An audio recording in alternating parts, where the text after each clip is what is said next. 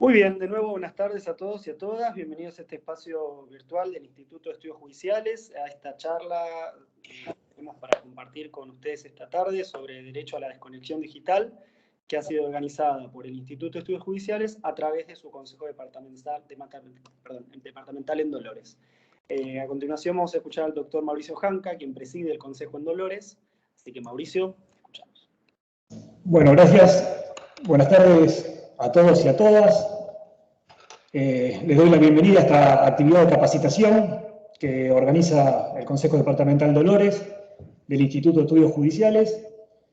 Le doy la bienvenida especialmente al expositor invitado, al doctor Oscar Eduardo Benítez, que presento brevemente como abogado independiente en la Ciudad de Buenos Aires, docente universitario, profesor invitado de posgrado tanto en el país como en el extranjero, responsable a cargo de la Oficina de Transparencia y Acceso a la Información Pública en la Cámara de Diputados de la Nación, autor de diversos artículos, expositor en congresos, seminarios y jornadas. Y además, un amigo del Departamento Judicial de Dolores, que tengo entendido que con la gente del Foro del Trabajo dirigía o coordinaba un grupo de estudios. Así que es un placer y un privilegio, doctor, poder escucharlo en este tema tan novedoso, derecho a la desconexión digital, que no solamente está muy vigente por el avance de las tecnologías, sino particularmente por el impulso que la pandemia le dio al teletrabajo. Así que, doctor, le cedo la palabra. Muchas gracias por su disertación. Bueno, muchas gracias, doctor. Muchas gracias por la presentación, por sus palabras. Muchas gracias al Instituto de Estudios Judiciales de la Corte, al Consejo Departamental de Dolores, a la doctora Mariana Landi también por la gestión, a Ezequiel Abait. Bueno, a todos por la posibilidad de compartir con ustedes algunas palabras, algunas reflexiones sobre este derecho a la desconexión del que tanto se ha hablado, como decía Mauricio, justamente ahora después del COVID, de la pandemia, del aislamiento y de esta expulsión que tuvimos al teletrabajo, ¿no? Desde nuestras oficinas a nuestras casas. Voy a compartir una presentación. A ver, creo que es así. Ahora sí. Preparé una breve presentación para ir apuntalando algunos conceptos que me gustaría ir trabajando a medida que vayamos avanzando para saber de qué hablamos cuando hablamos de derecho a la desconexión, ¿sí? Si yo tendría que decir, para dar un primer puntapié, una definición muy simple, muy incompleta también, pero bastante ilustrativa de lo que hablamos cuando hablamos del derecho a la desconexión y el derecho a la desconexión digital en particular, yo diría que el derecho a la desconexión es la posibilidad, ¿sí?, que tienen los trabajadores de no recibir o no responder requerimientos a través de medios telemáticos una vez agotada su jornada de trabajo. ¿Sí? Esta definición que por ahí la encontramos en algunos textos allá por el 2017-2018, es una definición que es ilustrativa, digamos, que es una definición que sirve como para darnos una primera idea de qué hablamos cuando hablamos de la desconexión digital, ¿sí? Pero yo entiendo que esta definición, digamos, necesita que nos detengamos un momento y que hagamos lo que solemos hacer los operadores jurídicos, ¿no?, que es profundizar los conceptos mirando hacia atrás. Porque cuando nosotros nos ponemos a ver la historia, esta breve historia que tiene el derecho a la desconexión en lo que es el mundo del trabajo, vamos a ver que las experiencias comparadas nos muestran diversos colores, diversos matices, y nos ponen en evidencia de que no todos hablamos de lo mismo cuando hablamos del derecho a la desconexión. Que cuando utilizamos esta terminología, hay distintas conceptualizaciones sobre lo que puede entenderse por el derecho a la desconexión. Entonces, como como primer medida, trataré de hacer como un repaso bastante fugaz y veloz, ¿sí?, de lo que son los antecedentes, digamos, del derecho a la desconexión. Para eso se me ocurrió traer un concepto que justamente en pandemia empezó también a ponerse en boca de todos, ¿no?, que es trazabilidad. La trazabilidad, ¿no? Cuando se hablaba de la trazabilidad del virus, también podríamos hablarlo como para hacer estudios simples de derecho comparado, lo podríamos utilizar para analizar distintos institutos jurídicos. Entonces, yo digo, bueno, vayamos a lo que sería la trazabilidad de la desconexión digital. La trazabilidad es un concepto que viene, digamos, de las normas de estandarización, de las normas de calidad, ¿no? Y tiene que ver con poder entender cuáles son los distintos estadios por los que pasa un servicio o lo que pasa un producto, ¿no? Entonces, si yo quisiera llevar esto a lo que sería un estudio de derecho comparado al derecho a la desconexión, diría que distinguiría 3 etapas, ¿no? Un origen de la desconexión digital, una historia de los procesos aplicados, es decir, la técnica legislativa utilizada en distintos países para regular este derecho, y una distribución y localización en los sistemas normativos. Es decir, cómo llega, ¿sí?, y cómo se sitúa en los distintos sistemas normativos. Vamos al origen, ¿sí?, para pasar rápido a este punto. Generalmente se suele hacer referencia al derecho a la desconexión como un derecho que tiene origen en la ley El Khomri, digamos, una modificación del Código de Trabajo francés del 2016. Y es cierto, ahí toma una popularidad masiva, digamos, ahí a partir de esa normativa de fuente estatal comienza a publicarse artículos, sobre todo en el exterior, comienzan a hacerse distintas publicaciones. Hay un artículo muy interesante del año siguiente a su publicación, que es de Molinas Navarrete, que es un jurista, un académico español, ¿no?, que cuestionaba la norma y hablaba de esnovismo francés, ¿no? Después vamos a ver por qué, pero es a partir de ese momento que se hace conocido. Pero el origen, digamos, real del derecho a la desconexión, o podríamos decir de la desconexión digital en la empresa con el trabajo, ¿sí?, en realidad se origina en lo que son las buenas prácticas empresariales, ¿sí? Cuando digo buenas prácticas empresariales, me refiero a este concepto que viene de la responsabilidad social empresaria, que algunos por ahí entienden que tiene que ver más con una noción de marketing empresarial laboral, ¿no?, y por eso no lo toman muy en serio. Pero en general, cuando se analizan este tipo de medidas, ¿no?, de la responsabilidad social empresaria y las buenas prácticas, lo que se puede decir es que son ciertas prácticas recurrentes y sistemáticas planificadas que buscan mejorar cierta situación en la empresa, ¿no? Y así se puede ver que las buenas prácticas en lo que es la responsabilidad social se aplica al medio ambiente, se aplica a ciertas cuestiones éticas de la empresa vinculadas a la sociedad, y se aplican también a lo que son las relaciones laborales dentro de la empresa. Entonces, en su momento, en su origen, lo que se empezó a observar allá en el 2011, empresas como Volkswagen, como Michelin también, empezaron a utilizar, a entender, mejor dicho, que las personas y sobre todo los altos directivos trabajaban mejor cuando se les garantizaba algún tiempo de lo que se llamaba toque de queda digital, cuando se les garantizaba algún tiempo de desconexión. En definitiva, cuando se les garantizaba un poco de descanso, su derecho al descanso, o su derecho al tiempo libre, o a tener su vida privada. Entonces, en ese contexto empiezan a implementar políticas internas, ¿sí?, políticas de conciliación entre la vida laboral y personal. Y de esta manera buscaban reorganizar la estructura. Pensemos que si bien para nosotros el teletrabajo llegó de forma masiva en la pandemia, en Europa el teletrabajo ya hace mucho tiempo, ¿sí?, que tiene un índice de utilización mucho más alto que lo que es Latinoamérica, ¿no? Entonces, ya desde hace bastante tiempo vienen como observando las problemáticas que generaba la hiperconectividad. Sobre todo teniendo como referencia la pérdida de eficiencia de sus mandos directivos medios y altos en lo que es el trabajo. Esto después llega, se traslada, de alguna manera es tomado por los sindicatos, ¿sí? Y se traslada a la negociación colectiva. Entonces, ya en el año 2013, digamos, también en Francia, digamos, ya podemos ver acuerdos interprofesionales donde se empieza a hablar del derecho a la desconexión digital. Se empieza a establecer la desconexión digital como un derecho objeto de negociación. ¿Sí?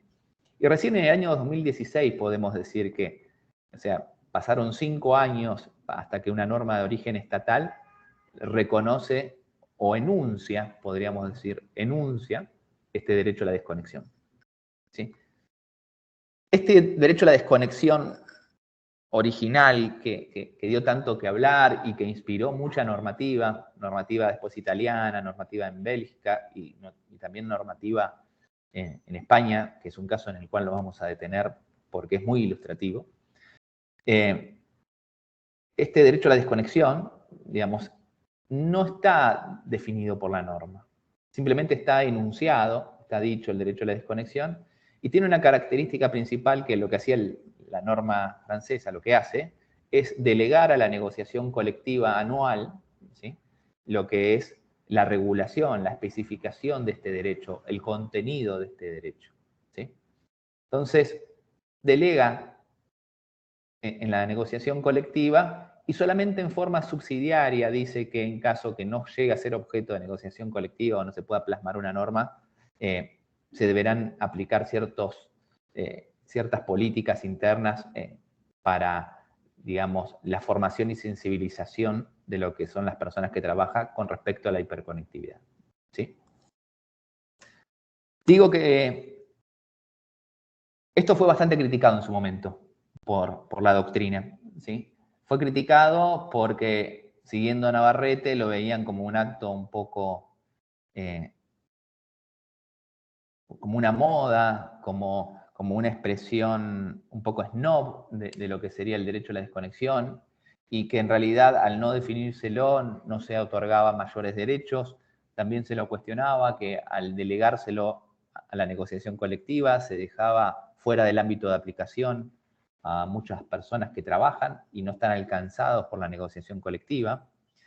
Sobre todo cuando se piensa y se analiza que hasta antes de la pandemia, digamos, las personas mayormente expuestas a lo que es la hiperconectividad con el trabajo eran personas de mandos medios y mandos altos. O sea, es decir, personas no alcanzadas por la regulación de la jornada, por los límites, por la ley, digamos, que regulaba la jornada. Más allá de las críticas, lo cierto es que inspiró mucha normativa, como fue la normativa española, ¿no? Y en el año 2018, España saca una ley que es de derechos digitales y protección de datos personales. Es una ley muy interesante. Y en uno de sus artículos, ¿sí?, regula lo que es el derecho a la desconexión digital. ¿Sí? ¿Y por qué digo que es interesante la ley española? Porque si bien no define el derecho a la desconexión digital siguiendo este estilo francés, ¿sí?, aporta determinados conceptos para entender el derecho a la desconexión digital que son muy interesantes. Lo primero que se destaca de la normativa española es que presenta a la desconexión digital como una garantía digital. Esta diferencia entre derecho y garantía es muy interesante porque en algunas clases, en algunas exposiciones, muchas veces cuando hablamos del derecho a la desconexión, dicen, bueno, ¿y qué diferencia hay con el derecho al descanso? ¿Qué derecho hay con el derecho al tiempo libre? ¿Qué diferencia hay con el derecho a la jornada limitada? ¿No? Y a veces se hace difícil de explicar la diferencia, ¿no? Porque en realidad la desconexión digital es un medio para hacer efectivo el goce de todos aquellos derechos y de otros más que después podemos analizar, ¿no? Entonces, ¿cuál sería su relación? Bueno, justamente el concepto de garantía en materia de derecho, ¿no?, la garantía como instrumento jurídico cuya existencia se justifica en la necesidad de hacer efectivo otros derechos. Nosotros conocemos muy bien de garantías constitucionales, ¿no? Pero también existen otros instrumentos y mecanismos jurídicos que no están en la órbita de la constitucionalidad o de los tratados de derechos fundamentales, pero sí están dentro de la jerarquía legal, que operan como instrumentos, como dispositivos que tienen como finalidad garantizar la existencia de otros derechos ya reconocidos. Entonces, la desconexión digital como garantía es muy fácil de observar, es muy fácil de distinguir, es muy fácil de entender. Y esto se ve en el caso español, porque el caso español, cuando aborda los derechos digitales en general, los presenta como garantías. Esto es un tema propio de todo lo que pasa en los derechos digitales, ¿no? Estas discusiones que siempre tenemos los operadores jurídicos, que cuando aparece un nuevo derecho, algunos queremos ir atrás de ese nuevo derecho entendiendo que es lo más novedoso que hay, y otros queremos también, o medios adeptos a la teoría del eterno retorno, decir que no hay nada nuevo, que son los mismos derechos de siempre, que son expresiones modernas, ¿no? Esas discusiones que generalmente tenemos frente a la aparición de lo nuevo, bueno, con los derechos digitales en general y con la desconexión se genera, ¿no? Otro punto interesante que tiene la normativa española, que no lo tiene la francesa, es que establece un principio axiológico, ¿sí? Esto de entender que las negociaciones colectivas, que la implementación de las medidas que se llevan adelante en la empresa deben hacerse con el principio de buscar la conciliación entre la vida laboral y personal, como un principio rector, como una pauta inclusive de interpretación, como una pauta de acción, ¿sí? Y también es interesante porque la normativa española establece obligaciones concretas de sensibilización y capacitación. Volver a cargar. ¿Sí? Entonces, hay un caballero que está hablando, que habló de cargar algo. Si puede silenciar el micrófono. Gracias. Bueno, les decía, esto es interesante de la normativa estatal española, pero la riqueza del caso español, ¿sí?, no solo se analiza en lo que es la fuente estatal, sino que también se analiza en la negociación colectiva, porque España del 2018 esta parte ha celebrado muchísimos acuerdos y convenios colectivos de trabajo, muchísimos.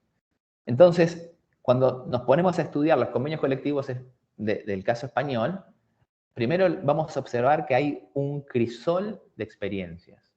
Hay distintas formas de bajar a lo concreto el derecho a la desconexión digital. Entonces, por ahí podemos ver que en determinados casos, ¿no?, como el convenio de externalización, ¿no?, uno ve que hay un ámbito de aplicación subjetivo restringido, excluyendo al personal jerárquico, al personal fuera de convenio. De alguna manera, dándole la razón a aquellos que criticaban en su momento la normativa francesa, ¿no?, de que esto era un peligro. Pero así como existen esos casos de negociación colectiva, existen otros casos, como el caso de Telefónica, que incluye al personal fuera de convenio en lo que tiene que ver con el ámbito de aplicación del derecho a la desconexión.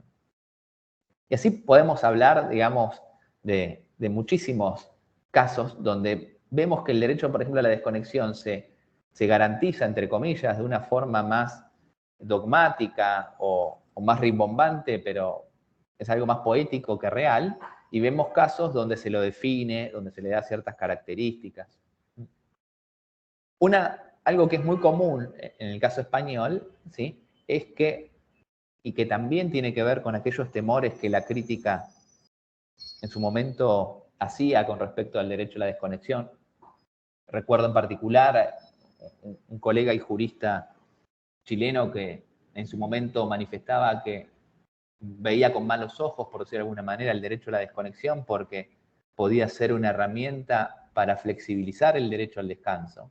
Es decir, a través de la regulación del derecho a la desconexión se podía permitir un trabajo fuera de la jornada de trabajo, un trabajo que antes de este derecho estaría prohibido. Bueno, y por ahí esa línea se puede ver en algunos convenios colectivos españoles cuando se hace referencia a causas de fuerza mayor, pero no se los limita, circunstancias de urgencias, casos excepcionales, como términos un poco vagos. Nosotros podríamos utilizar acá, ¿sí?, si nos venimos, hacemos un salto rápido a lo que es la normativa nacional, nosotros tendríamos que utilizar el 203 de la Ley de Contrato de Trabajo para entenderlo, ¿no? Pero no solo, digamos, serían casos del 203, sino que hay otras expresiones más vagas, como las excepcionalidades, que están ligadas a la necesidad de servicio por los clientes de la empresa, ¿no? Entonces, ahí podemos ver cierta flexibilidad de esta indisponibilidad que las personas que trabajan tendrían, ¿no?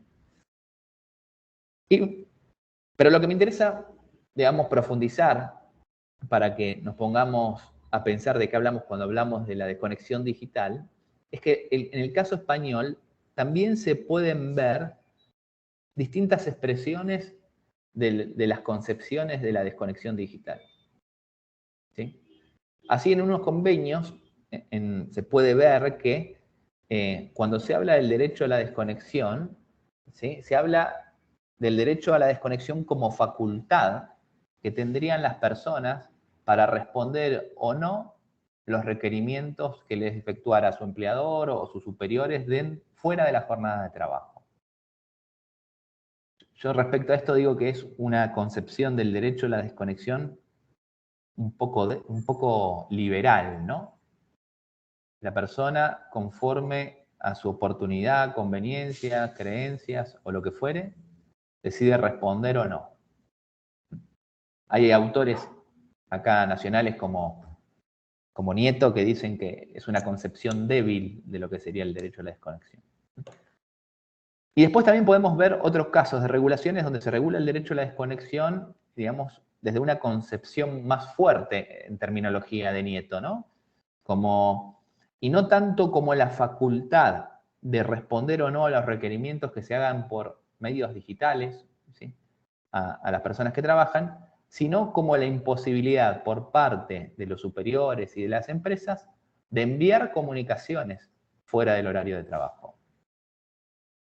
Es decir, acá no se presentaría tanto el derecho a la desconexión como un derecho en sí, sino que se presentaría la desconexión digital como una obligación de la empresa, como una obligación de la organización.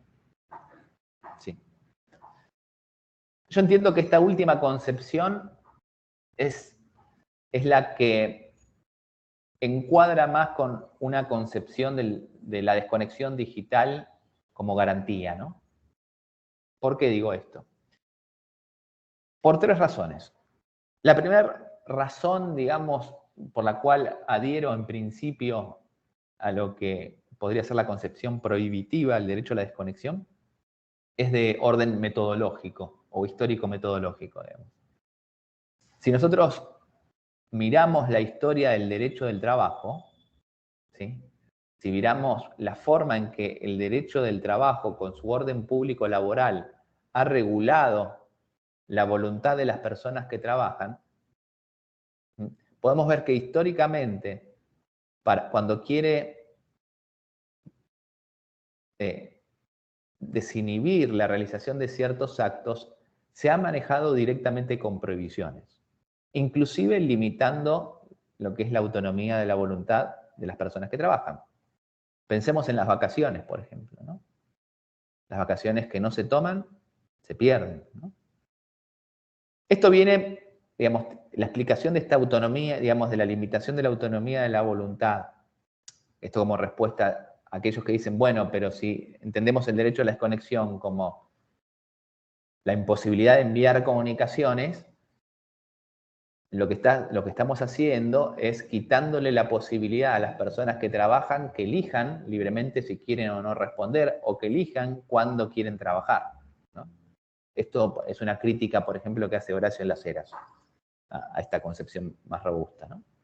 Entonces, y es cierto, se le quita la posibilidad de elegir, pero la historia del derecho del trabajo y el estilo metodológico del derecho del trabajo, esa es la pauta general, ¿no? Con esto de la teoría de la hiposuficiencia, la relación asimétrica que hay entre el empleador y el trabajador, esta herramienta metodológica es la más natural, si se quiere, a lo que es el orden metodológico o la técnica metodológica del derecho del trabajo. No sería nada nuevo, ¿no? También hay fundamentos de origen psíquico, de orden psíquico, ¿no? y que tiene que ver con que si nosotros no garantizamos de alguna medida que la persona que trabaja no tome conocimiento con el requerimiento, no logramos una desconexión efectiva. Porque muchos de nosotros sabemos, a veces basta la llegada de un mail, basta la llegada de un WhatsApp, ¿no? Para que nuestra mente vaya directamente a todos los compromisos que tenemos con nuestros trabajos. Por ahí no lo respondemos siquiera, pero la preocupación ya fue instalada, ¿no? Ya la mente se fue al trabajo. Cualquiera de nosotros le ha pasado que está con un amigo, recibe un mensaje de trabajo y dice, no, pará. Y por más que responda o no responda, el descanso, la vida privada, el tiempo libre se ve interrumpido. ¿Sí?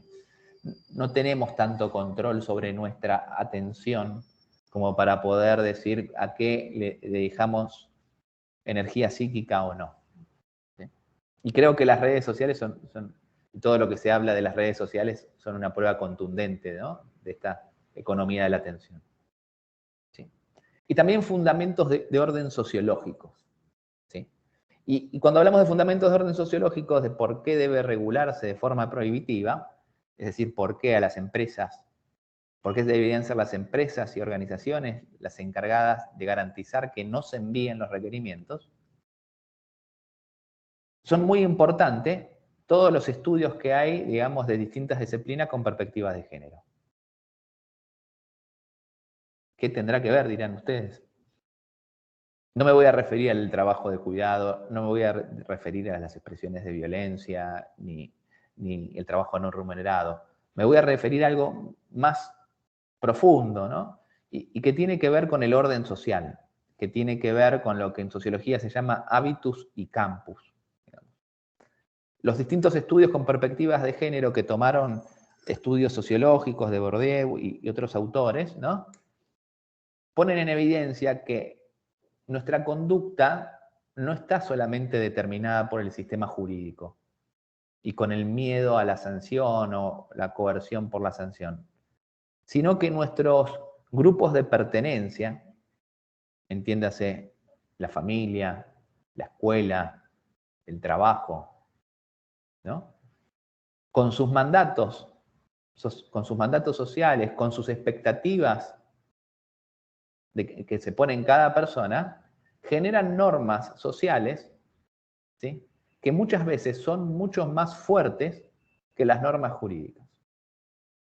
Esto se conoce a través de procesos se llama de inculcación y sociabilización de normas. Y esto lo podemos ver de forma muy manifiesta, yo decía, en los estudios de género, cuando se empieza a estudiar y abordar todo lo que tiene que ver con los estereotipos, ¿no? Y cómo los roles de género con su dicotomía particular pueden condicionar el desarrollo de una persona o de otra. ¿Sí? Y si esto que estoy diciendo de forma muy liviana, digamos, de forma muy rápida, ¿no? Lo llevamos al mundo del trabajo, vamos a observar que el mundo del trabajo también tiene sus mandatos, también tiene sus condicionamientos sociales. También tiene, me animo a decir, hasta sus estereotipos de trabajador ideal o de trabajadora ideal. Desde hace un tiempo ya esta parte se viene hablando de esas necesidades que el trabajador o la trabajadora eficiente de hoy esté conectado 24/7, que esté todo el tiempo disponible, ¿no? Que tenga la capacidad de adaptación. Inclusive hay un anacrónico para esto, ¿no? Que se estudia, que es Hathaway, ¿no? Que define las características que tiene que tener este trabajador hiperconectado. Y sin llegar a eso, cuando uno también se puede poner a mirar, digamos, esa sensación de incumplimiento que hay cuando no se responde un mail. Cuestiones que yo siempre jorobo con lo mismo, ¿no? Hay un cuento de Holguín, digamos, de Pedro Holguín, un escritor argentino, que hace referencia a un empleado ideal, ¿no? Pero que tenía el defecto, ¿no? De no contestar los mails fuera de horario, ¿no? Esa era su única mancha, que solamente trabajaba en el horario que estaba pactado, ¿no? todo eso revela el patrón, ¿no? Un patrón de un mandato, de un condicionamiento social, sumado a la necesidad de conservar ciertos trabajos, sumados a la necesidad que tenemos de reconocimiento, de ser personas eficientes y proactivas, ¿no? Genera una tendencia de la cual las personas que trabajan, genera una marea, si se quiere, de la cual las personas que trabajan es muy difícil que escapen. Y si vamos un poquito más y nos metemos en lo que es el análisis de la sociedad tardomoderna, y por ahí nos metemos en la filosofía, digamos, yo siempre cito a este filósofo germano-coreano, que es Han, que está muy de moda últimamente, ¿no? y su sociedad del cansancio. Porque creo que Han tiene la particularidad de permitirnos entender la sociedad en la cual vivimos. Si me permiten, les leo brevemente una transcripción de uno de los libros de él. Dice: la sociedad del siglo XXI ya no es una sociedad disciplinaria, sino una sociedad de rendimiento. La sociedad de rendimiento se caracteriza por el verbo modal poder, posibilidad sin límites. Su plural afirmativo y colectivo es yes we can, y expresa precisamente su carácter de positividad. Los proyectos, las iniciativas, las motivaciones reemplazan a la prohibición, el mandato y la ley. El sujeto de rendimiento está libre de un dominio externo que lo obligue a trabajar o incluso lo explote. Es dueño y soberano de sí mismo. De esta manera no está sometido a nadie, mejor dicho, solo a sí mismo. En este sentido se diferencia del sujeto de obediencia. La supresión de un dominio externo no conduce hacia la libertad, más bien hace que la libertad y la coacción coincidan. Así, el sujeto de rendimiento se abandona a la libertad obligada o la libre obligación de maximizar el rendimiento. El exceso de trabajo y rendimiento se agudiza y se convierte en autoexplotación. Esto es mucho más eficaz que la explotación por otros, pues va acompañada de un sentimiento de libertad. El explotador es al mismo tiempo el explotado.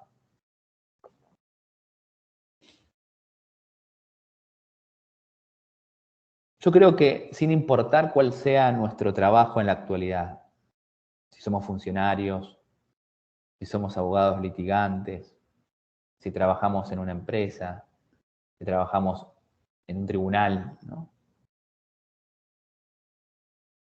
Cuando empezamos a profundizar en lo que es el conocimiento de cómo nos vinculamos con los demás, pero también en el conocimiento de cómo nos vinculamos con nosotros mismos, con ciertas exigencias, con el cumplimiento de ciertas expectativas, es muy posible que este texto de Han nos empiece, como se dice ahora, a resonar, ¿no? ¿A qué nivel llegamos a veces nosotros para poder cumplir con todas las obligaciones? ¿A qué nivel de cansancio, ¿no? ¿A qué nivel de síndrome de burnout llegamos nosotros a veces para cumplir con todas nuestras obligaciones? Y también nos obliga a pensar, ¿qué relación tiene con eso, con la hiperconectividad?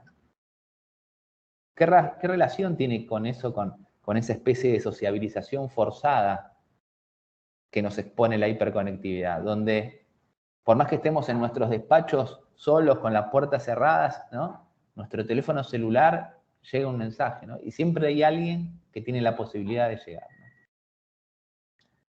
Esto es interesante, digamos, para pensar de por qué es necesario una concepción prohibitiva del derecho a la desconexión.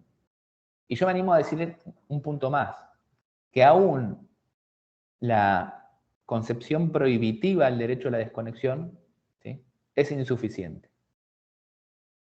Inclusive hay que pensar una concepción más robusta de lo que es el derecho a la desconexión que después voy a expresar con ustedes. Pero bueno, esto fue un poco... Hasta ahora hemos hablado del origen de la desconexión digital y los procesos, ¿no?, aplicados para su regulación. Por lo menos en lo que era Europa, ¿no? Esa es la matriz de referencia. Pero en América Latina, la desconexión digital, en general se dice que fue una creación dogmática, digamos. Era una discusión que se ocupaban algunos autores, ¿sí?, en el marco de los derechos digitales laborales y que no tenía mucho eco normativo, no tenía mucho eco en lo que es la legislación. Es más, hasta antes de la pandemia solo había 2 proyectos de ley que inclusive habían perdido estado parlamentario, uno en Chile y uno en Uruguay, ¿sí? Que regulaban el derecho a la desconexión a la francesa, podríamos decir, ¿no? Como incorporando la terminología, pero no avanzando mucho más, ¿sí? Pero bueno, como todo en este planeta, el derecho a la desconexión también tiene su antes y su después del COVID, sus antes y después de la pandemia. Entonces, de pasar a ser un tema poco abordado por la doctrina, poco alcanzado por proyectos de ley, se generó lo que una colega y amiga dice como un hashtag de cuarentena, ¿no? Y todos hablaban de la necesidad del derecho a la desconexión, salían notas, proyectos por doquier.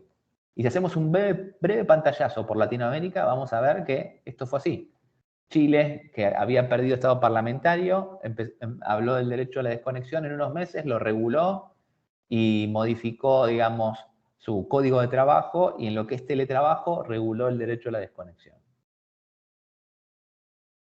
México también, ¿no? En el teletrabajo reguló el derecho a la desconexión.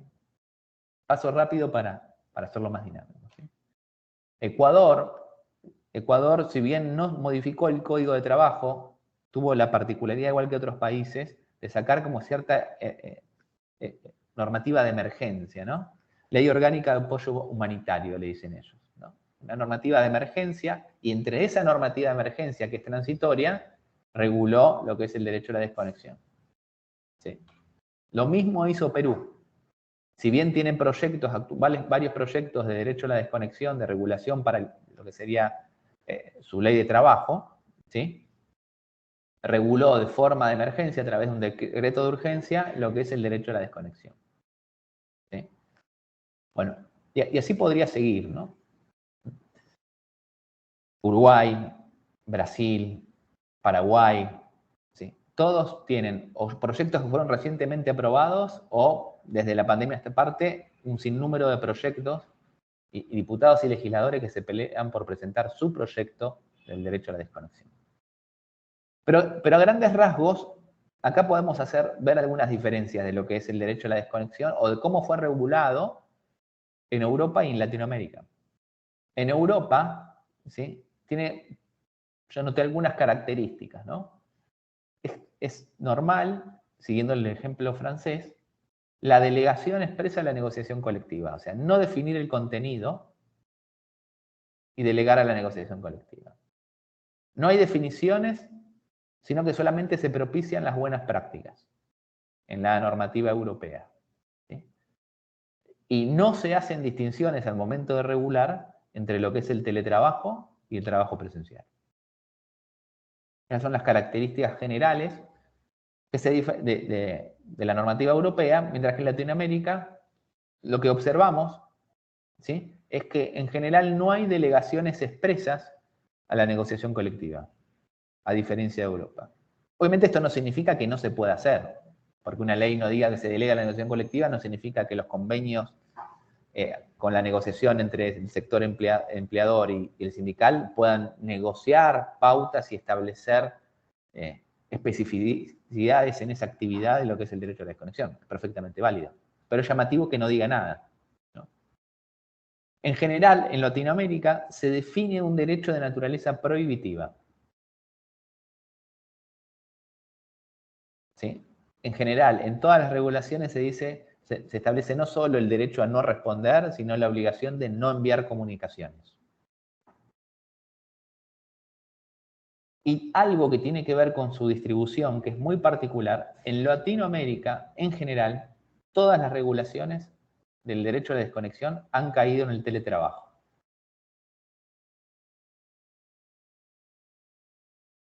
No hay prácticamente regulaciones, por lo menos no tengo conocimiento, de derecho a la desconexión para el trabajo presencial,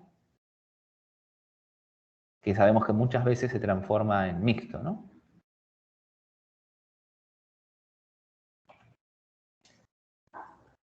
Pero bueno, Para avanzar un poquito más hacia estas latitudes, para venir un poquito más hacia esas latitudes, veamos el caso argentino, del cual no hablé hasta ahora.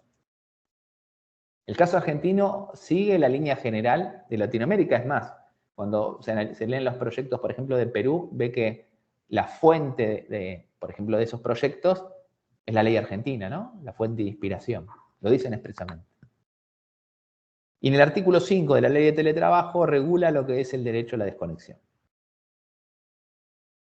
La persona que trabaja bajo la modalidad de teletrabajo tendrá derecho a no ser contactada y a desconectarse de los dispositivos digitales y tecnologías de la información y comunicación fuera de su jornada laboral y durante los periodos de licencia.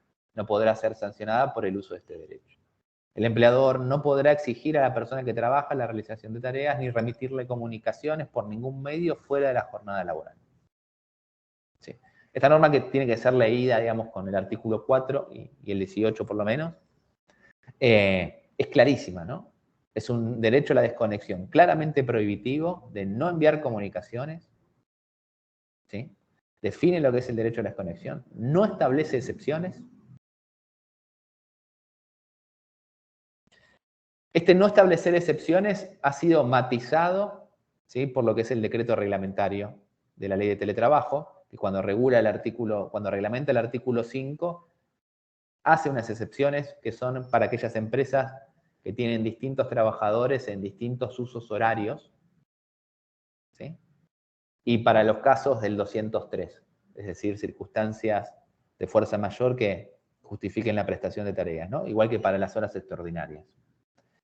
Y establece además que algo que es interesante es que la prohibición de establecer por negociación colectiva o por lo que fuere, incentivos para la realización de tareas fuera de la jornada, digamos.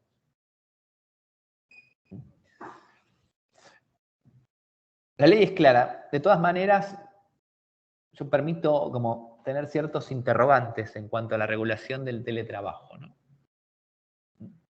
Y el derecho a la desconexión. ¿Sí? Acá hay una discusión, digamos, que viene ya desde antes de la pandemia, que es si era necesaria una nueva regulación, ¿no? ¿Era necesario decir que las personas que trabajan no están obligadas a responder los requerimientos fuera de horario? Alguien diría que no, porque el derecho a la jornada limitada existe y está antes del derecho a la desconexión, ¿no? Esto que hablábamos, ¿no?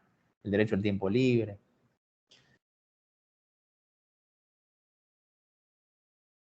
Yo siempre sostuve, digamos, que el tema de la desconexión digital, del derecho a la desconexión digital, era una discusión de eficacia y no de validez.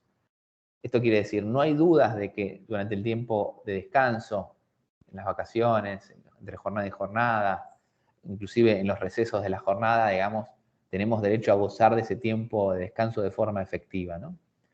Lo que pasa es que a veces como les decía, las prácticas sociales, los mandatos, las creencias, hacen que esto no sea eficaz, que el derecho consagrado en el sistema normativo, perfectamente válido, no sea eficaz. Entonces, una norma que lo establezca puede generar lo que se llama un efecto simbólico del derecho, ¿no? Cuando el derecho nombra, digamos, en este caso la desconexión digital, genera un efecto, digamos, simbólico en cuanto que establece lo que tiene que ser y lo que está bien que sea. Entonces, ese efecto sociológico que se produce con la norma, en casos como estos, como en casos de violencia, ¿no?, son necesarios. Enunciar y aclarar lo que no se puede hacer. La segunda pregunta que hago es, bueno, ¿qué regulamos con este artículo 5 de la ley de teletrabajo? Como les decía, regulamos un derecho a una desconexión digital prohibitiva, ¿sí? Es claro que se está regulando en su aspecto más fuerte, digamos, como diría Nieto. ¿Sí? Pero incluso yo digo que podría interpretarse que no solo hay una obligación de no hacer por parte de los empleadores. Como les decía, este artículo se tiene que leer con el artículo 4. Y el artículo 4 en su último párrafo, ¿no?, establece la obligación de los empleadores de tomar las medidas necesarias en cuanto a los dispositivos tecnológicos, ¿sí?, para adecuarlo al respeto de lo que es las tareas de cuidado, ¿no?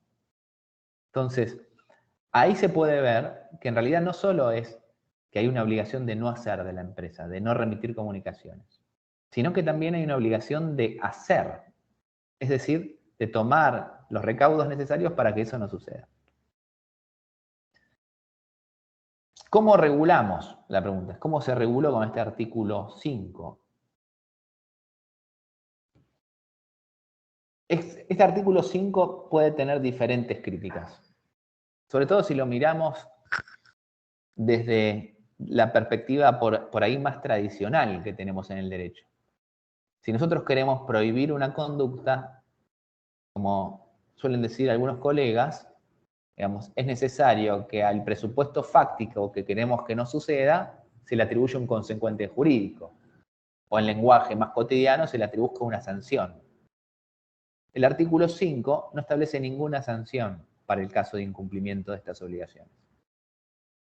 Esto genera que parte de la doctrina lo critique, diga, no, bueno, pero prohibir que se pueda hacer una cosa sin establecer una sanción es como no prohibirlo. Es liviano. Y es cierto, en términos simbólicos de derecho, es cierto. Ahora, en términos estrictamente jurídicos, no es cierto, digamos. Porque el sistema normativo prevé un consecuente jurídico. ¿Sí? Inclusive, no estará tarifado como estamos acostumbrados en el derecho del trabajo a tener los consecuentes jurídicos, ¿no? Pero si nosotros interpretamos el sistema normativo en general, vemos que el envío de comunicaciones, la generación de hiperconectividad con el trabajo, genera daños en las personas que trabajan que son fácilmente, digamos, valuables dentro del sistema normativo, ¿no? Puede haber daño moral, puede haber pérdida de chances, puede haber daños y perjuicios, digamos, en términos civiles y que deberán ser reparados. En Brasil inclusive se llega a hablar, digamos, que la violación del derecho a la desconexión genera un daño específico particular que es el daño existencial. El daño existencial vinculado con lo que para ellos, con lo que es el derecho a proyecto de vida y otros derechos fundamentales vinculando con la autodeterminación de las personas, ¿no?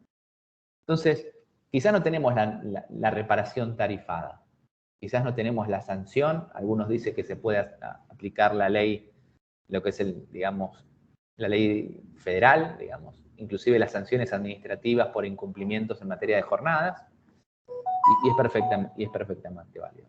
Pero bueno, hay una crítica de cómo se reguló que es válida recalcar. Pero también hay otras críticas de cómo se reguló, ¿no? Cuando yo les mostraba la comparación entre el sistema latinoamericano, por decirlo de alguna manera, y el sistema europeo, vemos que el caso argentino sigue también la tendencia general de no establecer algo más allá de la prohibición.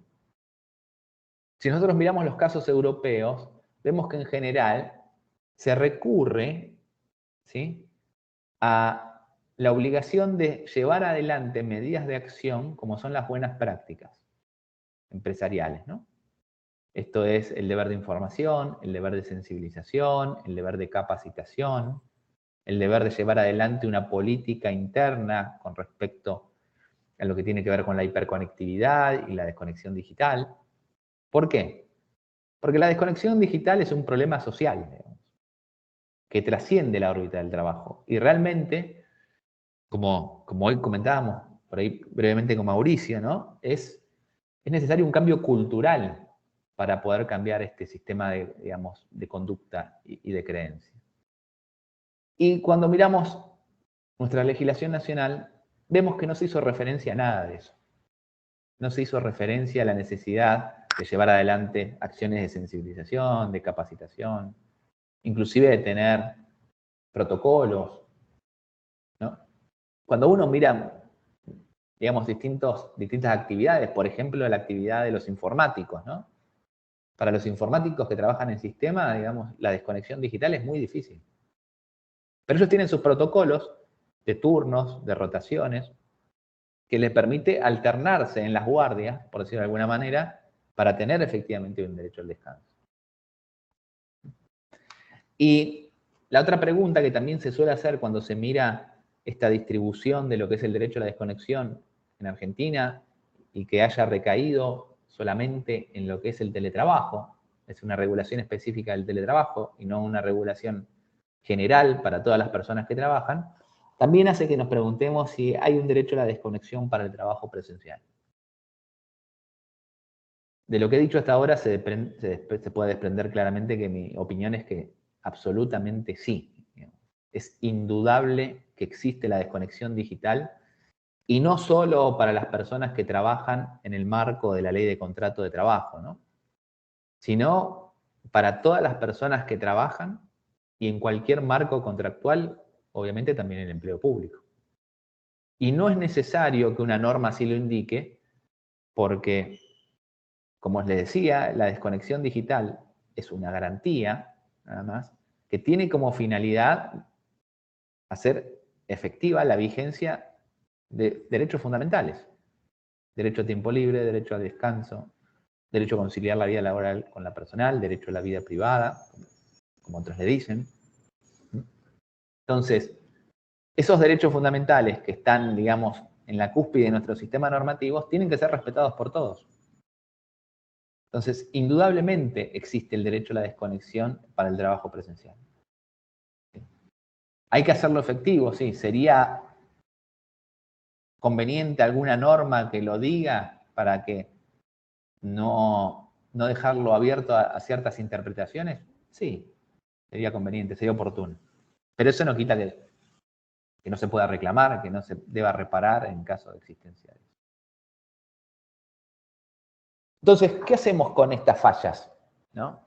¿Qué hacemos con estas fallas? Específicamente la falla que yo hacía referencia a la falta de establecimiento de pautas concretas, de obligaciones concretas con lo que respecta a las políticas empresariales, a las políticas organizacionales que deberían llevarse adelante con lo que es el derecho a la desconexión. Bueno, yo soy, digamos, de la corriente sistémica del derecho y entiendo que el sistema normativo siempre encuentra una solución. Quizás no está a la vista, quizás no está a mano, ¿no? Pero si buscamos los instrumentos jurídicos y los interpretamos de una forma sistémica, vamos a ver que por ahí otros instrumentos nos dan la solución a los problemas, ¿no? Y en este caso, yo insisto con que el convenio 190 y su recomendación 206 de la OIT, que trata violencia y acoso en el mundo de trabajo, es el instrumento ratificado por nuestro país en el año pasado, ¿sí? Es el instrumento jurídico idóneo para poder trabajar contra los problemas de hiperconectividad. Y sostengo, como lo he hecho en otras oportunidades, que las organizaciones dadoras de trabajo que no lleven adelante políticas activas y buenas prácticas empresariales para prevenir y erradicar la hiperconectividad con el trabajo, ¿sí?, incurren en comportamientos o prácticas inaceptables. ¿Y por qué digo esto? Hoy está, digamos, comprobado que la hiperconectividad con el trabajo, la hiperconectividad en general, ¿sí?, genera distintos tipos de problemas, ¿sí? Problemas de salud, ¿sí?, problemas de sociabilización, digamos, problemas que están vinculados con uno de los panoramas patológicos más problemáticos que tenemos, que son las enfermedades neuronales, ¿no? El exceso, digamos, de información produce una saturación en nuestro sistema nervioso que nos impide desarrollarnos, ¿no? A veces por ahí recibimos tanta información en un día, ¿no?, que no llegamos a procesar esa información No llegamos a poder internalizar la información que tenemos como para poder actuar, digamos. Seguramente a todos ustedes les habrá pasado que hay días que de tanta demanda de información y de respuesta se sientan por ahí tildados como una computadora, ¿sí? Ese exceso de información, ¿sí?, muy bien descritos por distintos autores, Berardi en Fenomenología del Fin es mi favorito, que dice que, digamos, el aspecto de la sociedad de la información, la infosfera, siempre se amplía, ¿no? Cada vez hay más información pendiente. Vamos por la calle, escuchamos información, escuchamos la radio, miramos el teléfono, vemos la noticia, vemos las redes sociales, entramos a una casa, vemos el televisor, llegamos al trabajo, llegan los requerimientos, ¿no? Todo el tiempo hay información. Y ese mundo de información es cada vez más amplio, es casi infinito. Ahora, lo que no es infinito es nuestra posibilidad orgánica de procesar esa información. Cuando hay un desfasaje entre esa información a la que accedemos y nuestra capacidad orgánica de proceso de esa información, vienen las enfermedades neuronales, viene el trastorno de ansiedad, vienen los problemas de atención, viene la depresión. Una empresa que se vale de la hiperconectividad para su organización del trabajo, una institución no necesariamente privada, que se vale de la hiperconectividad, ¿sí?, para el funcionamiento de la misma, y no toma ninguna medida para prevenir, ninguna medida precautoria para prevenir esas adicciones conductuales que puede generar, por ejemplo, la hiperconectividad, o estos efectos físicos psíquicos que producen las personas que trabajan, está incurriendo en una práctica inaceptable, porque sabe que su proceder, su deficiente organización puede hacer daño a las personas y no hace nada para evitarlo. Esta concepción, digamos, de la hiperconectividad como un riesgo psicosocial, para resumirlo, ¿no?, como un riesgo psicosocial que se aplica en el mundo del trabajo, genera los mecanismos y las herramientas propios del Convenio 190. Los mecanismos y herramientas propios para trabajar en las que son las distintas expresiones de la violencia en el mundo del trabajo. Esto es las buenas prácticas empresariales. Es decir, volvemos a aquello que estaba en el origen. ¿Sí? Y fíjense que acá les cito, digamos, que en las distintas reuniones de expertos que tuvo la OIT antes de celebrar el Convenio 190, algo que se destacaba justamente era la necesidad de entender dentro de lo que hoy llamamos violencia a ciertos comportamientos, a ciertas prácticas que están vinculados intrínsecamente con el uso de las tecnologías. Alguien puede decir que era por el ciberacoso, sí. Pero una empresa que se basa constantemente en su organización en la hiperconectividad de sus personas, en una concepción amplia, también puede ser considerado ciberacoso. Pero bueno, vamos a ir finalizando para no extenderme más y después, por supuesto, estoy abierto a las preguntas que quieran hacerme. Bueno. Consideraciones finales. Unas más. Un minuto más, Marian, ¿no? Por favor. De todo esto que les dije, que por ahí también es mucha información, me gustaría hacer algunos destacados, ¿no? Lo primero es que yo digo que el derecho a la desconexión es una oportunidad para ver cosas que están mucho más allá del derecho a la desconexión, ¿no? Y una de esas es, por ejemplo, esta tendencia que se está generando en materia de regulación, ¿sí?, en lo que es derecho del trabajo, ¿sí? Hay una tendencia que se está generando, ¿sí?, que se ve sobre todo en Europa, es que la normativa estatal comience a delegar en la negociación colectiva ciertas especificidades y que la negociación colectiva vaya hacia las buenas prácticas o políticas, como le dicen en algunas regulaciones, ¿no?, políticas empresariales, que a la vez vuelvan a la normativa estatal. Hay un bucle, digamos. Nosotros estamos acostumbrados a una normativa estatal de derecho continental que regula todas las situaciones, ¿no? y a una aplicación a veces subsidiaria, ¿sí?, específica a la negociación colectiva. Y ahí se queda. Este círculo de normativa estatal, negociación colectiva, buenas prácticas, parecería ser la tendencia. Y estas buenas prácticas y políticas que generalmente son consensuadas a nivel empresa entre el empleador y los representantes sindicales o los consejos que hayan en la empresa, de alguna manera muestran que hay como una negociación de empresa adentro.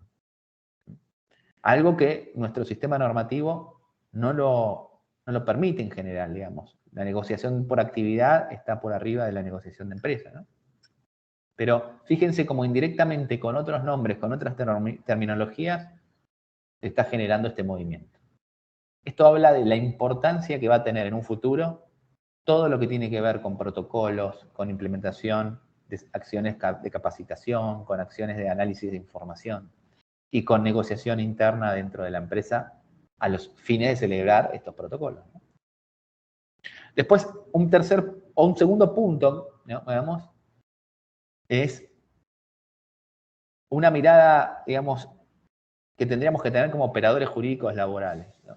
Yo siempre insisto que, Mariana ya me ha escuchado bastante repetir lo que para mí el operador jurídico laboral es más parecido a un filósofo que a un abogado, ¿no?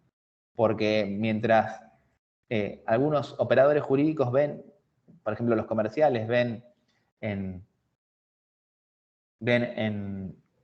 Uber, por ejemplo, veían en Uber una plataforma de intercambio comercial, un laboralista ve un establecimiento digital preparado para dar órdenes y dirigir el trabajo ajeno, ¿no? Entonces, esta mirada crítica que tenemos hay que profundizarla, ¿no?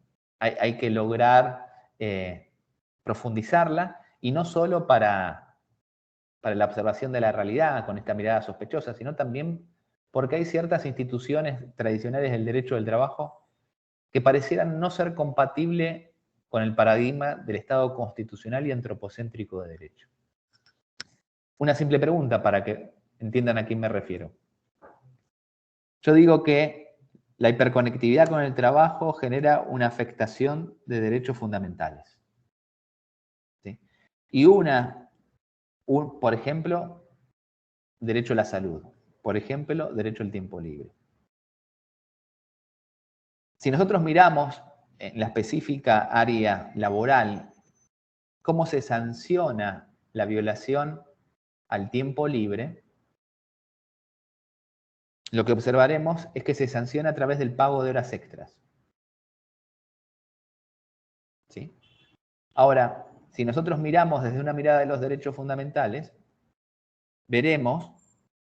observaremos que los derechos fundamentales tienen ciertas características, que son universales, que son imprescriptibles, que no son canjeables por dinero, y que su reparación debe ser integral. Entonces, ¿podría decirse que el simple pago de una hora extra es suficiente reparación para la violación de un derecho fundamental? Esa es una pregunta que dejo para empezar a mirar de forma crítica nuestro sistema normativo. Y tercero, que tiene que ver con lo social, ¿no? Hablar de la hiperconectividad con el trabajo nos interpela como hombres y como mujeres modernas, ¿no? Acá recomiendo siempre el libro de Judy Wachman, que es una socióloga feminista, ¿sí?, que habla sobre esta sensación de apremio que tenemos constantemente, ¿no? Esta sensación de que el verdadero desafío para nosotros en la actualidad es encontrar tiempo para nosotros mismos, es encontrar el tiempo. ¿Y qué dice en este libro, no? Además de, bueno, de poner en evidencia de que a pesar de los avances tecnológicos que para Keynes nos iban a generar más tiempo libre, hoy estamos más ocupados que nunca. Ella trabaja sobre esa ocupación y revela que en realidad la ocupación que nosotros decimos padecer no siempre o no es tan real. Que en realidad lo que tenemos es porque digamos, los estudios de tiempo ocupado, las encuestas del tiempo demuestran que no es que se trabaja más ahora que antes. Es más, las jornadas en los distintos lados del mundo se ha reducido. Lo que se ha incrementado es la sensación de apremio. ¿Sí? Y hay 3 mecanismos que generan esa sensación de apremio. El volumen o la duración del tiempo requerido para completar las tareas. La desorganización temporal, esto es las dificultades que podemos tener para coordinar las distintas tareas. Cuando estamos en la era del trabajo físico, digamos, el trabajo en la oficina, en el establecimiento, nos ordenaba, nos permitía tener un antes y un después de la jornada, y nos permitía organizar temporalmente nuestra vida. Con esta irrupción del teletrabajo, esa organización temporal parece haber desaparecido, ¿no? Y después la densidad temporal, ¿no? Que está vinculado, digamos, con la cantidad de tareas que podemos hacer al mismo tiempo, con el multitasking. A medida que realizamos más tareas al mismo tiempo, tenemos la sensación de que el tiempo se comprime, se contrae. ¿Sí? La hiperconectividad, en general, está vinculada justamente con estas 3 causales. ¿Sí?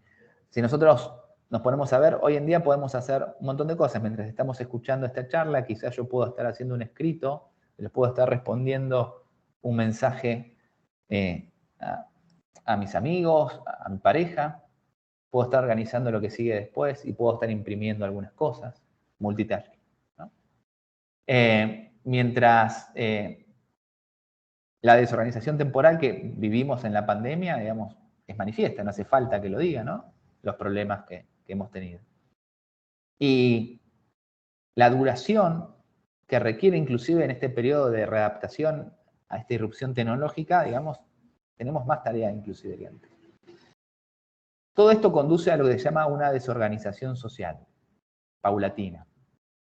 Y es importante que empecemos a entender, digamos, que es necesario un adecuamiento, una reeducación como sociedad, inclusive más allá del trabajo, ¿no? Porque inclusive los grupos sociales en WhatsApp y en otras aplicaciones han incrementado sus actividades, ¿no? Entonces, lo que yo digo es que tenemos que volver, digamos, a educarnos, tenemos que tener un sentido de corresponsabilidad entre todos, ¿no? Porque la única forma de poder, digamos, llevar adelante una nueva organización social en épocas de hiperconectividad es a través de nuevas pautas de conducta en la cual respetemos los tiempos de los demás, donde respetemos también ciertos fragmentos de horarios de conectividad y de desconexión, porque si no, seguramente, digamos, vamos a terminar abrumados y con esta sensación de pérdida de tiempo, de apremio, ¿no? Entonces, ese es mi mensaje final, ¿no? Empezar a darle más valor al tiempo, ¿sí? Porque, como decía San Agustín, y yo lo he modificado un poco, ¿sí? No en el tiempo, sino con tiempo, digamos, Dios creó el cielo y la tierra. Yo digo, no en el tiempo, sino con tiempo, nosotros realizamos nuestra actividad productiva y creadora que es el trabajo. Así que más valor al tiempo, más valor al tiempo libre, y muchas gracias. Bueno, Oscar, muchas gracias en representación del Consejo Departamental del Instituto de Estudios Judiciales por haber aceptado la invitación. Y bueno, paso ahora para preguntas. ¿Se escucha?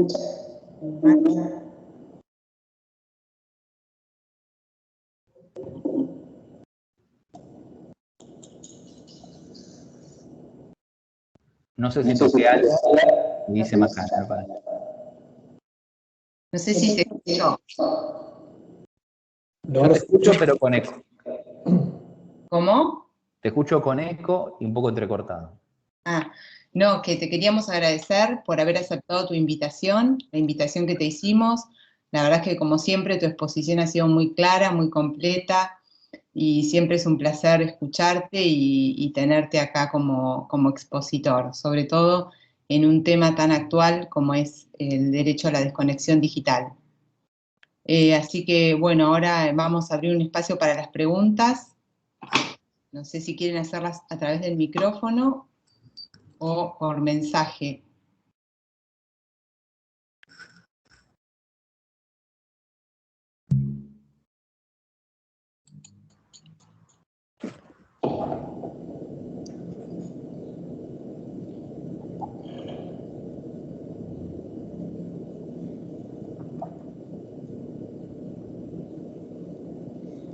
Mientras damos tiempo, si hay alguna pregunta, yo aprovecho para decirte, Oscar, que no quiero ser autorreferencial, pero me siento muy tocado por muchas de las reflexiones que compartiste. Nos hace falta reeducarnos. Y me pareció muy interesante el paralelo que trazaste con la perspectiva de género, con el estereotipo del trabajador en estos tiempos digitales. Muy interesante. Sí, gracias, Mauricio. Yo creo que todo lo que tiene que ver con estudios de género, digamos, es una gran oportunidad que tenemos los operadores jurídicos para profundizar ciertos fenómenos que a veces queremos entender, ¿no? y que a veces no tenemos dentro de lo que sería el discurso jurídico clásico las herramientas, ¿no? Entonces, este discurso multidisciplinario o transdisciplinario que trae las distintas las distintas disciplinas con perspectiva de género nos acercan dispositivos que son muy interesantes. Y la figura del estereotipo es una, la figura de la interseccionalidad es otra, ¿no? Como para entender ciertas complejidades a la hora de garantizar la igualdad, ¿no? Entonces, la crítica a la visión dicotómica de lo público y lo privado también me parece que es otra. Entonces, me parece que ahí tenemos mucha tela para cortar, ¿no? Más allá de, digamos, de la violencia sistemática y estructural que sufren las mujeres y otras diversidades, me parece que los estudios de género tienen mucho para darnos para poder aprovechar y trabajar también en otros aspectos.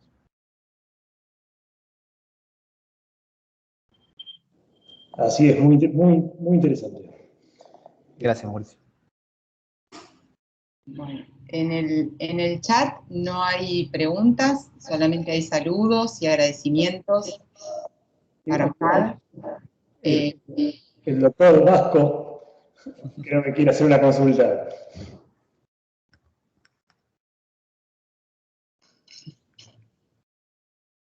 El doctor Uriagreca. Habilitate el micrófono. Ahí está. Hola, buenas tardes a todos. Oscar, un gran abrazo. Un gusto verte, che. Igualmente, querido.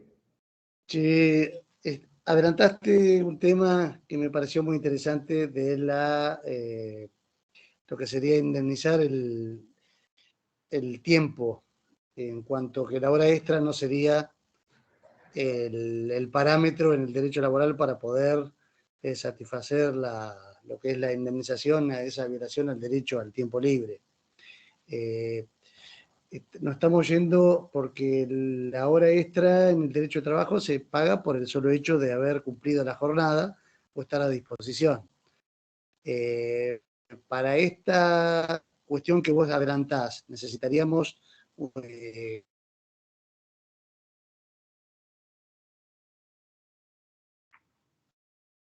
No se escucha.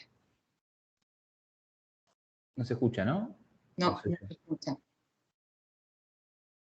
Hay un atentado contra la pregunta del Vasco. no sé si se escuchó. Ahora no.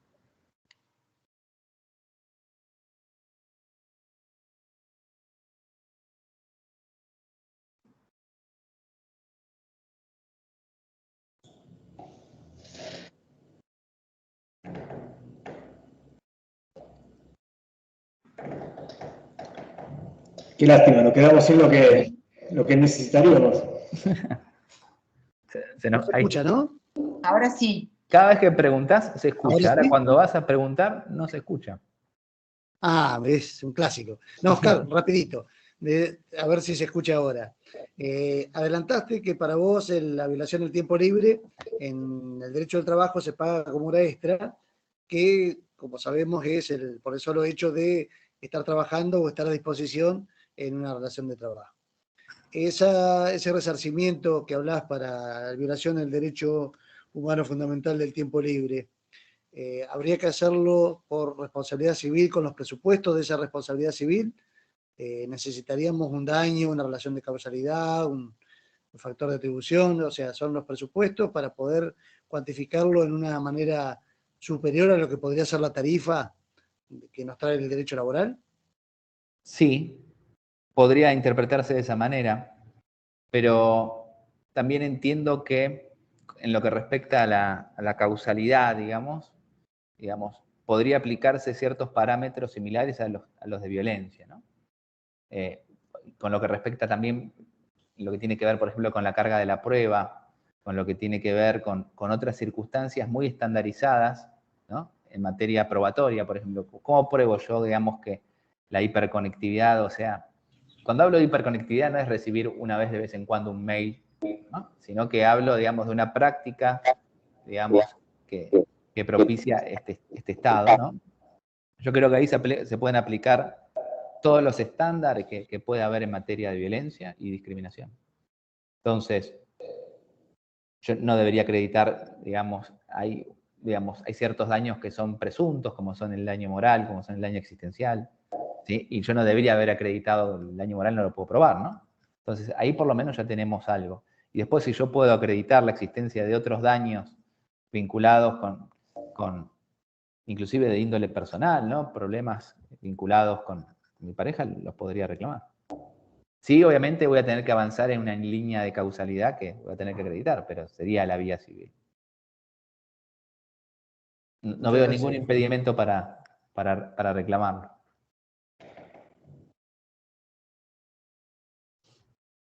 Muchas gracias, Oscar. No, no.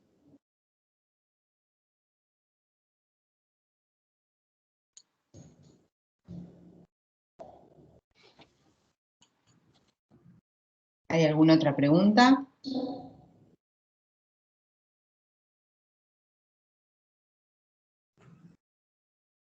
Bueno, en los mensajes tampoco hay ninguna otra pregunta para hacer, así que si les parece, ya daríamos por terminado. ¿Cómo no? ¿Cómo no? ¿Sí? Bueno, muchas gracias y esperemos que vuelvas a estar con nosotros en otra oportunidad. Te mando un abrazo y espero que nos veamos pronto. Muy agradecido, muchas gracias a ustedes por la invitación. Me gustó mucho volver a ver a personas que hace tiempo que no veo, que sea por esta pantalla, conocer a Mauricio y bueno, nuevamente gracias por darme la posibilidad de expresar algunas ideas en este tiempo y de esta manera. Gracias. Los agradecidos somos nosotros. Gracias también a todos los que se conectaron, a muchos magistrados, funcionarios. Les mando un saludo para todos. Bien. Te brindamos un aplauso virtual.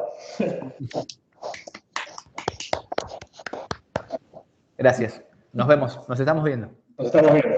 Muchas gracias. Gracias, Mariana, Ezequiel, Romina. Gracias, muchas gracias a ustedes. Adiós.